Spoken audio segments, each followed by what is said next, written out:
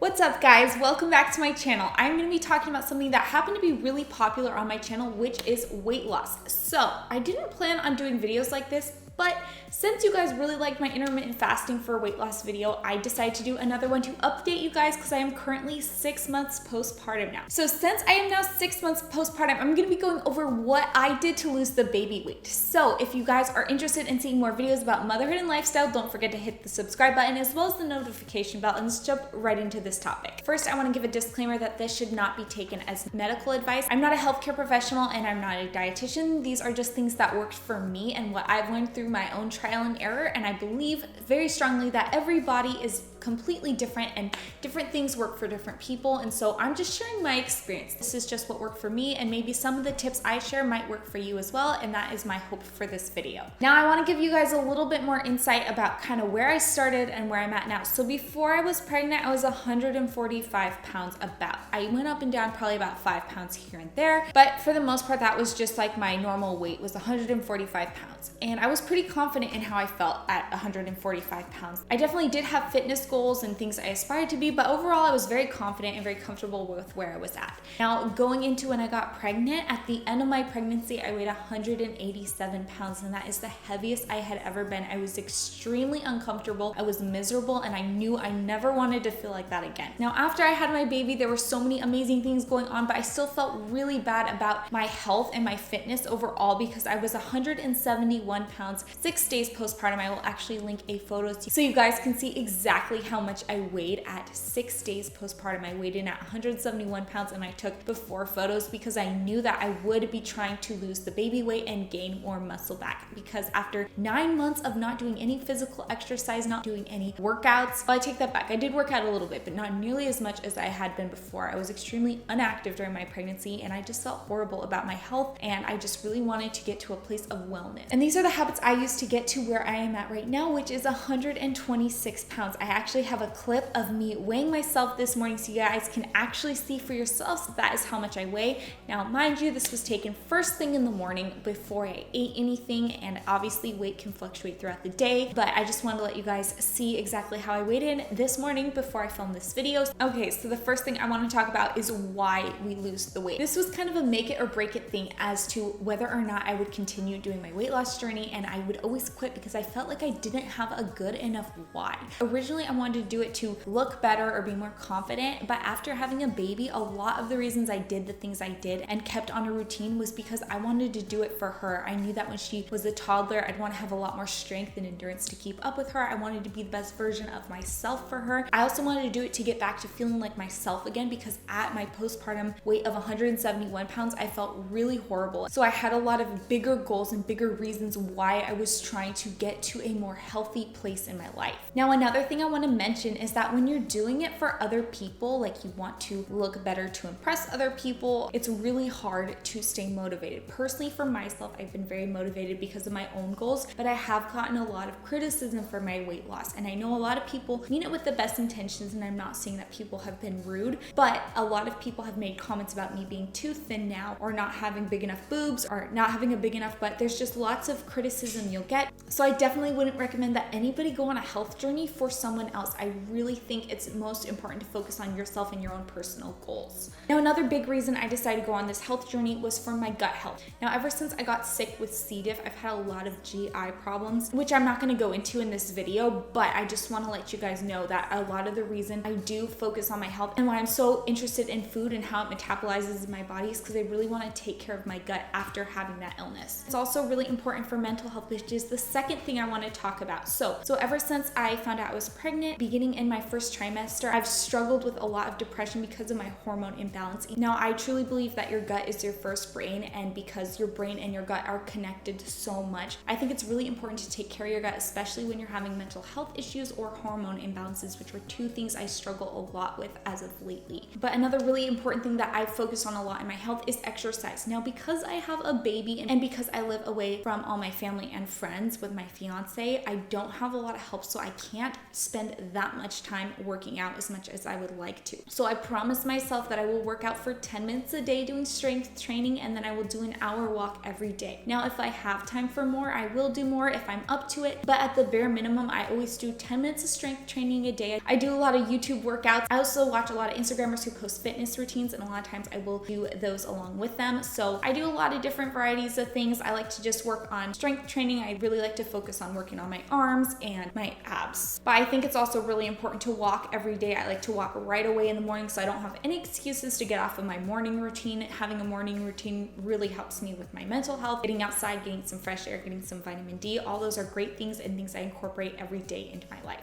Now, I know it's a lot to justify spending an hour on a walk, so I usually use this time to either catch up on a podcast that I want to listen to or talk to a family member. So on days when it seems hard to justify leaving for an hour, just get off Instagram for an hour, get off Facebook for an hour, and just walk instead. Catch up with your grandma, call somebody you care about, or listen to that podcast you've been wanting to listen to that'll help motivate you or help you learn something new. These are all great excuses to get off the couch and start walking. The third thing I want to talk about is intermittent fasting, and I'm not going to go too much into this because I have a whole video on it, which I will link below. You guys can go ahead and check that out. But I usually intermittent fast from 11 a.m. to 7 p.m. This is a more challenging thing to do because you can lose your milk supply while intermittent fasting. So I have a video on what I did to make sure I didn't lose my milk supply. Again, this is something you should talk to a dietitian about because I've had trial and error to figure out what works for me. And since everybody's different, it might not be the best thing for you. But I wanted to mention that I do intermittent fasting, and it's helped me a lot with my gut health. It's helped me a lot to sleep better. I noticed that when I eat late at night, I do not sleep well at all. I will wake up with weird dreams all night and I have difficulty falling asleep. So definitely recommend that if you have sleep problems, maybe check out intermittent fasting. It might be a good fit for you as well. Now, a big thing I want to talk about is what I eat. Now, I know a lot of people go on very specific diets, but my number one priority is to never get on a diet that I'm not going to be on forever. So that is the biggest reason why I don't do things like keto or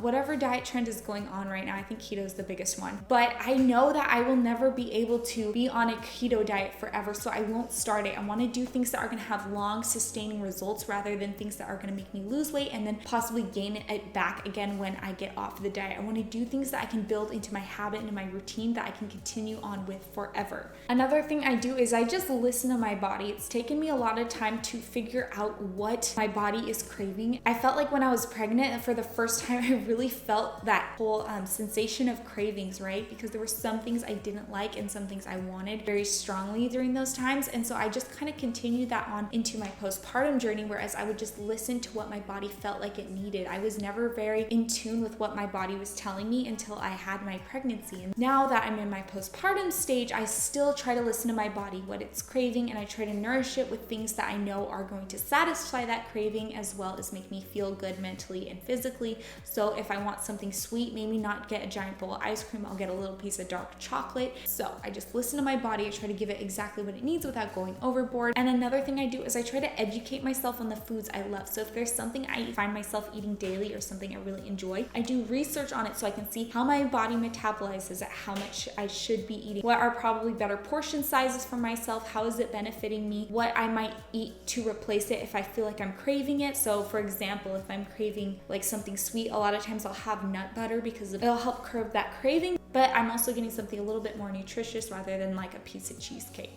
Another thing I like to do is keep a lot of variety in my foods. Every week when I go to the grocery store, I make sure to get different things than I got the week before. So I have a lot of staple items, like blueberries are probably a staple item for me. Collagen, because I put that in my pancake mix. There's lots of things that are staples, but also I try to mix it up with fruits and vegetables because different foods have different nutritional benefits, and I want to make sure I get a variety of all of those. I want to switch things up because I feel like it's so good for your health to have a variety of things going in. Now, the last thing I do when I eat is I remember that all foods are metabolized differently. I know calories in, calories out is a very standard and easy way to think about weight loss, but I also know that a calorie from a cheesecake versus a calorie from a handful of nuts, even if they might be the same exact calories, the nuts are going to be metabolized differently, and so it's going to benefit me or hurt me in different ways. I just try to be mindful about what I'm eating, and I don't make rules against eating a certain thing, but I might not eat as much because I know it's maybe not going to make me feel as great afterwards, or I know it's not really going to benefit my mental health, or I know it might make me bloat, and I just want to be mindful of those things because when it's metabolized, it's going to have effect on me later, so I can get the most out of my food for my own health. Also, I've just been drinking this matcha latte, and I don't know about you guys, but I think matcha tastes so much better iced. I tried to have a hot drink, and that's why it's in this mug, but I just ended up icing it. I feel like matcha kind of tastes like Play-Doh when you drink it. I don't know, but if you guys have good matcha recipes, please send them to me because I'm really interested in baking with matcha. Anyways, on to the next topic. We're gonna talk about my rule against rules. So what I do for myself is I never make rules. I really believe that food is such a beautiful part of life, and I don't want to abuse my food, but I also don't want to abuse myself through my food. So I don't make rules against foods. I never cut out anything. I never limit myself. I don't go on specific diets. I just try to educate myself on food and weigh the pros and cons. Like sometimes I really want a cookie. Sometimes I really want 3 cookies. If I feel like I can handle it and I'm gonna feel okay after, even if I have it, then I will definitely eat multiple cookies. But if I wake up in the morning, the first thing I want to eat is cookies, that might not be the best idea. I know I'm gonna feel sluggish on my walk. I know my brain's gonna be foggy, and I know I'm just not gonna feel better overall mentally, and I know it's gonna throw off my hormones. So I will just refrain from eating cookies till maybe later in the day. I'll have one after lunch and maybe 2 after dinner if all goes well. So I just don't make rules against rules. I have nothing against any type of food group. I just try to limit it and be mindful of how it's gonna affect me, and I just try to educate myself on all foods that I can so that I have more knowledge to make that decision of whether or not I should eat that cookie right now.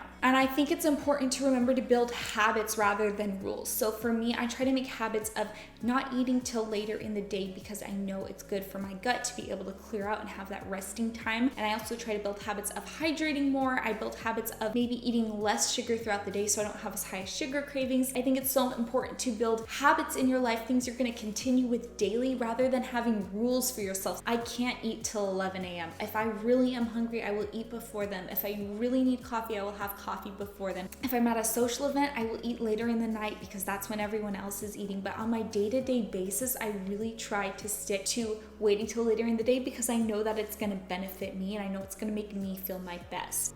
Now, my weight loss journey has been very slow and very sustainable. I've lost weight over a very slow amount of time. I've probably on average lost maybe like a pound a week. I didn't go full on like I'm gonna lose 3 pounds this week because it just would not have been maintainable for me. So overall, I just do not restrict calories. Another thing I like to do to make sure that I am getting everything I need and eating more mindfully is do half a plate of veggies. Now, I don't like to eat vegetables in the morning, so a lot of times I will supplement. So I do the powdered greens because I just have such a hard time eating vegetables in the morning. I don't have any problem with it throughout the day. I love vegetables. I love steaming them. I like them cooked in all ways, but I do not like to eat them in the morning. So I don't believe in just eating everything in supplement form because I feel like it's better to just eat the real food itself. But that is one thing about me that I am not good at, is eating vegetables in the morning, so I will supplement for that. As long as half my plate of food is veggies and I'm eating foods that I feel like are going to be satisfying for me, I pretty much eat whatever I want. So